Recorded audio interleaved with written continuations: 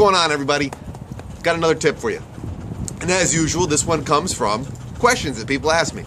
So the question I've been getting a lot of is, how do you get your dog to listen to you off leash?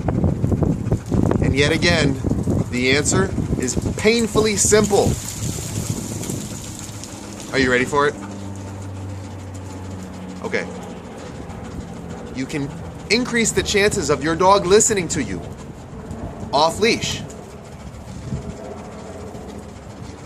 by not constantly asking them to do stuff for you when they're off leash. Told you it was simple.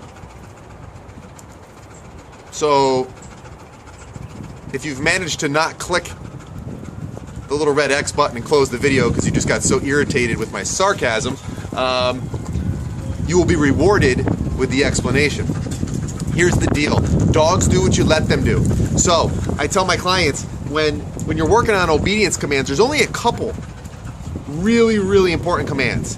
The down and the recall, meaning having your dog come back to you. Those are the lifesavers.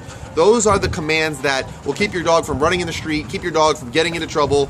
Those are the two commands that your dog needs to be solid on, meaning like you can guarantee they're gonna do it.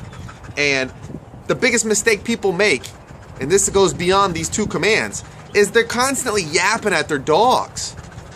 Sit, sit, sit, down, down, down, sit, sit, sit, down, down. You shouldn't be giving those commands unless you're in one of two different scenarios. One, you are training, you are practicing, meaning you are in complete control of the situation. You have your rewards, your reinforcers, you either got treats or you got a toy, and you are working on setting the dog up for success so that you can reinforce that success. That's the one main time you should be using those commands. And of course, the dog is in a situation where they're probably going to listen to you. They're on leash. I'm at a park right now. What's that thing hanging from her neck? Long line. It's 50 feet long. I got no reason for her to be off leash. The other time, two, when your dog will hear those commands is in an emergency, when it's a life or death situation. And that might mean the dog is off leash. So while you're teaching the dog what you want them to do, they should be on leash. They should, if you're at a park like I am right now, we're on a long line. See, here's the deal. If you're constantly barking at your dog, pun intended, to come to you when they're off leash, every time they don't do it, and you have no way to make them do it, you have just trained them to not come to you.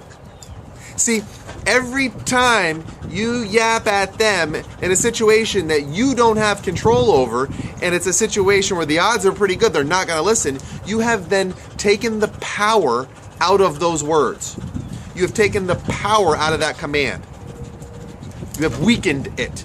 You have taught the dog to ignore you. I only give Katana her commands when I am training, and I have a pretty good chance that she's going to listen. And then I slowly increase the level of distraction. I change my environment. Right now there's nobody at the park. Perfect time to work on things because she's not in her super comfortable place, but she's getting antsy. But it's still not too overstimulating. You guys are putting your dogs into situations that they can't handle and then getting frustrated that they can't handle it. But you haven't taught them how to handle it. So take baby steps. Keep the dog on a long line. Let the dog get so used to it that they never totally forget it's there, but they start to think that no matter where they go, you're right there to enforce all the expectations.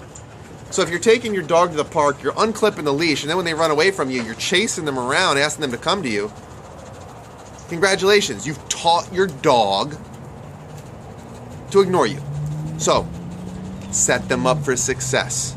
Only use the commands during training sessions and, heaven forbid, in an emergency situation. That way your dog is used to the success, used to always complying, and they don't get accustomed to the idea that they can tell you to go pound salt whenever they feel like it and there's nothing you can do about it. Folks, it's not rocket science. It's super simple.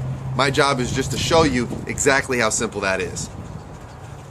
First thing you gotta do, drop your ego before you pick up that leash, and remember, the most powerful force in teaching is no force at all. Now I'm gonna go run this dog and have some fun. See ya.